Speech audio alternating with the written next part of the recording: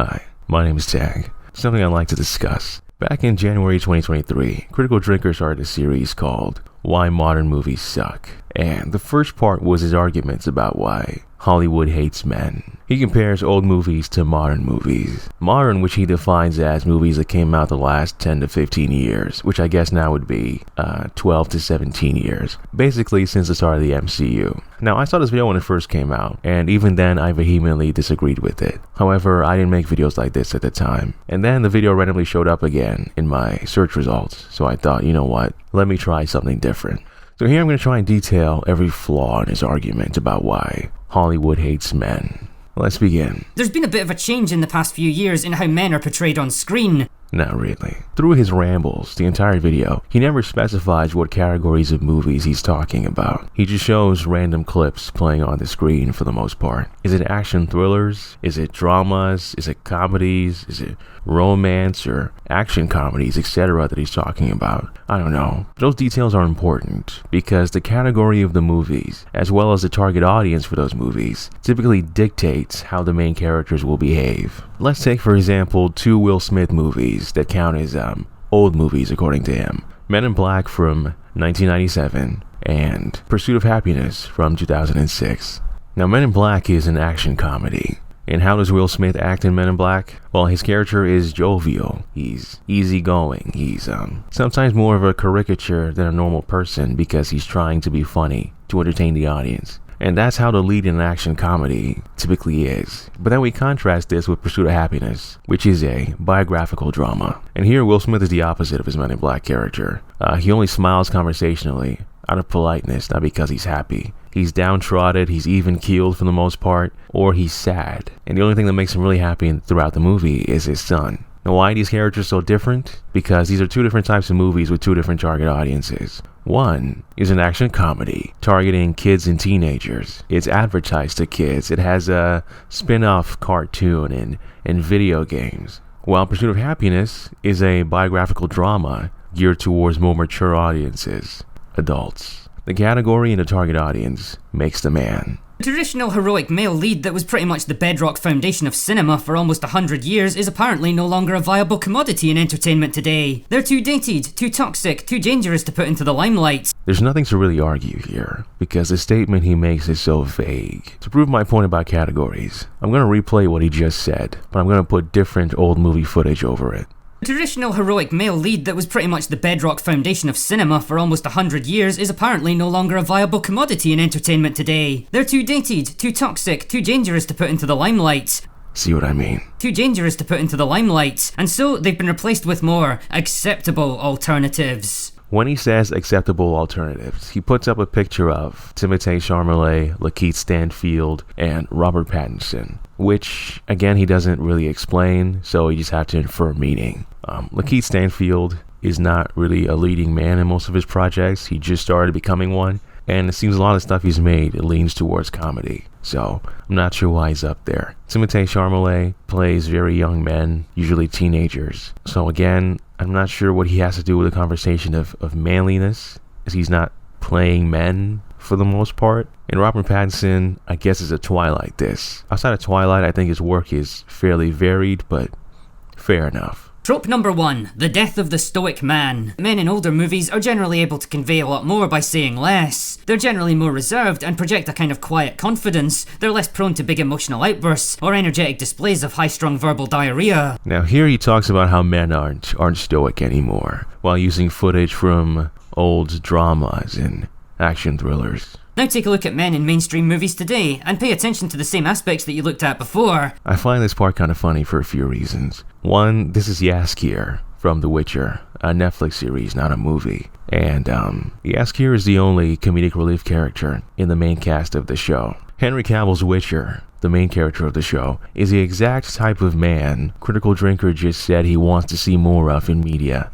The Witcher is the ultimate stoic hero, yet he's complaining about the one character who's there for comedic relief in a show full of very serious men. The The men in movies and TV shows now tend to come across as annoyingly talkative and expressive, reacting emotionally to what other people say and do, instead of coolly observant and keeping their own feelings in check. Here he shows multiple clips of Ewan McGregor's Roman Siones for the movie Birds of Prey as his example of annoyingly talkative characters. Now, for those who don't know, Roman Siones is an organized crime leader with serious mental issues and is prone to outbursts of anger. The guy massaging his shoulders there is Victor Zsasz, a serial killer. Birds of Prey is a comedy movie, a dark comedy. Roman Siones is not supposed to be a good example for men. He's supposed to be a deranged psychopath in a dark comedy. Critical Drinker then shows footage from the movie Heat 1995 is his example of manly men from the old days of movies. And if we look at the description of this movie, you will notice that in the category section, it's described as a cop drama, epic, gangster, heist action, crime drama. So the difference between these two movies, from what I gather, is not that one is old and one is new, is that one is an action comedy geared towards kids and teenagers, while the other is a crime drama geared towards adults. Therefore, the leading men are gonna act different. Probably. I haven't seen Heat 1995, only a few clips. She got a great ass! And you got your head all the way up it! Now, of course, both of these movies are R-rated, but let's use our heads for a second. Almost all superhero movies are made for kids. They're made for teenagers. You know, it's hard for people to realize, and I'm not supposed to say this, and I wasn't supposed to say it then, but, you know, it's a film for 12-year-olds.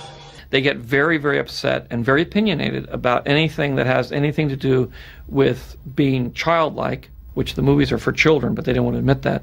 Even the R-rated ones like Deadpool are for children. The only real exception I can think of maybe is Logan, but even then I think there's a reason why the second lead character is a child. Now, for the next few minutes, Critical Drinker continues to talk about manly men, but I want to focus on something different for a second. The facts and what we can infer from them. Looking up the highest grossing movies of the 2010s, because that seems to be the range in which Critical Drinker is referring to. Scrolling through the top 50, there's really only 4 types of movies that appear on this list. Action comedies and action adventures, a lot of which are sci-fi related, like the MCU and Star Wars and Jurassic World. There's also live action remakes of old animated movies like Beauty and the Beast. And then there's new animated movies like Minions and Frozen. The pattern to be noticed here, of course, is that the majority of these movies are for kids and teens. Kids and teens are our target audience. Why? My guess is because a lot of these movies have huge merchandise pushes behind them. School supplies for back-to-school shopping, backpacks, lunch boxes, pencils, clothing, apparel. You know, you go into your local Walmart or something. Which aisle are you going to find more superhero-based shirts and hats and shoes? The kids aisle or the adult section? And that's not even mentioning toy sales, which are $1 billion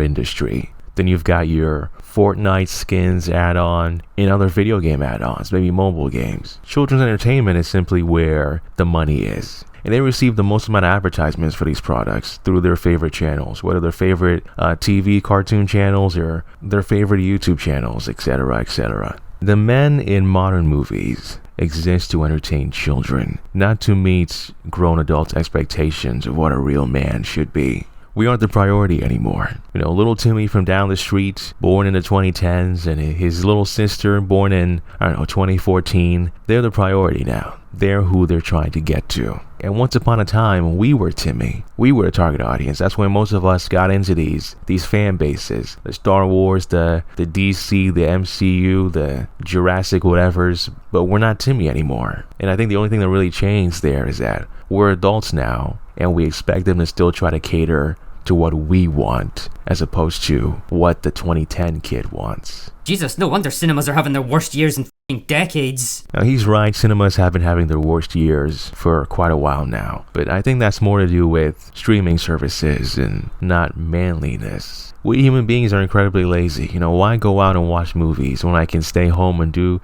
the exact same thing? Streaming services and digital technology like our cell phones and computers and all the great websites we can access with them, I think is the death of cinema. It seems children's media is just more likely to transcend that death and find financial success on a big screen than movies targeted towards adults. The result is a kind of frustrating, neutered, childlike interpretation of male behaviour. Personally, I find that I can't relate to more and more male characters in movies today. He's so close to getting it. His second point is about the deconstruction of old heroes. He uses Star Wars and Star Trek characters to showcase his example of men who used to be good demonstrations of manly men, but aren't anymore. Now, I've never seen the Star Wars or Star Trek franchises to really debate that, so I'm going to give him the benefit of the doubt and say he's probably being dishonest, but I'm instead going to focus on examples that I do know, and that is Rocky Balboa. Or how about Rocky Balboa, the ultimate underdog and symbol of scrappy, determined optimism, a man who fought his way to the top through sheer determination and willpower. Rocky didn't fight his way to the top through sheer determination and willpower. He doesn't even fight his way to the top, he just gets lucky. For those who don't know, I'll provide a brief summary of the plot of the first Rocky movie. At the beginning of the movie, Rocky is an amateur boxer, who works as a debt collector for a loan shark. He's talented but lazy in the world of boxing and remains stagnant. Then there's Apollo Creed, the heavyweight champion. Apollo's supposed to have a fight on the US's Independence Day, but his opponent gets injured. Lucky event number 1 for Rocky. So Apollo decides to search for new opponents among contenders, but no one steps up. Lucky event number 2. Apollo, against advice, decides not to cancel the fight. Lucky event number 3. He then decides to go local to give a Philadelphia fighter a chance. Philadelphia being where the fight was going to take place. That's lucky event number 4. He's then handed a book full of names of local fighters, and while flipping through it, he comes across the name, the Italian Stallion, Rocky Balboa's nickname. And he likes the name so much, he decides, this is who I'm gonna fight, because the name is cool and it's easy to promote. This is what I'm looking for, the Italian Stallion. Rocky Balboa? Never heard of him. Look, it's the name, man, the Italian Stallion.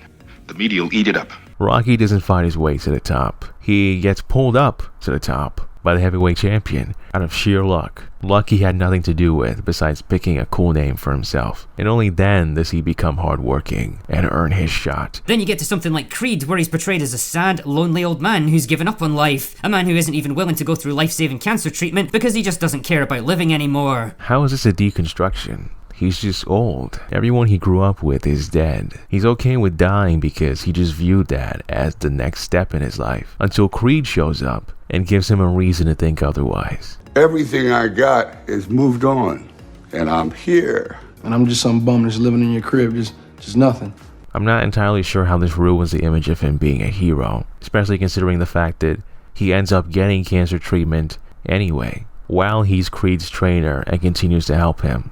How's that bad? Or how about Superman? Surely one of the most long-standing examples of the strong, square-jawed, patriotic male superhero. Calling an illegal immigrant patriotic is crazy. Not in the mind of Zack Snyder, who transformed him into a sullen, brooding, conflicted outsider who doesn't even know if he can or should help humanity in any way. When did the movies say that? This is an origin story about not if he's going to be a hero, but when he knows enough about himself and his powers, and is ready to do so, revealing himself to the world, which again he does once the world needs him. Trope number 3. Men are just dumb, I guess. One of the things that really seems to have taken hold in modern entertainment is the idea that the smartest person in the room can never possibly be a man. How do you measure that? It's so arbitrary. His next argument is even stranger. I think this problem was best articulated by Kevin Feige when he was asked why Doctor Strange never made an appearance in the TV show WandaVision, when it absolutely would have made sense for the MCU's best magic user. Quote, some people might say, oh, it would have been so cool to see Doctor Strange, but it would have taken away from Wanda. We didn't want the end of the show to be commoditized to go to the next movie. Here's the white guy, lets me show you how power works. And that right there is the real reason why they didn't want him in the show, because they couldn't stand the idea of a male character teaching a woman anything of value, because it would violate the rules of modern writing, which have apparently decided that men are dumb, they don't know anything of value, and they have nothing to teach anyone. So what was Hawkeye then? His relationship with Kate Bishop? Is he not a teacher and a mentor to her? Isn't it him who inspires her to become an archer? Does she not look up to him? What about the second Doctor Strange movie? Is it not a movie about Doctor Strange protecting a little girl from a dangerous woman? Does Doctor Strange not inspire that little girl to have self-confidence and faith in her abilities so that she can overcome the villain of the story? I've come here to tell you to trust yourself. Trust your power. That's how we stop her. I can't control it. Yes, you can. When you're gonna kick that witch's ass. In conclusion, the types of movies Critical Drinker wants still exist. Chances are he's just focused on the wrong categories. You know, action thrillers are still a thing. People still make dramas, they just don't go to theaters as much anymore. The Extraction movies fits the description. Reacher, I think some Scott Adkins movies would be in the wheelhouse of manly men. But most action comedies, most action adventures, and sci-fi stuff, that stuff is for kids. Kids are the priority. So to answer the question at the beginning of does Hollywood hate men, I don't think so. I think we just don't realize it. It's not really about us anymore. We're not who they're trying to reach. The days when we were little Timmy, those days are over. But I'm not a movie expert. I'm just using my basic knowledge and understanding. But anyways, thank you for watching. Have a wonderful day. Bye.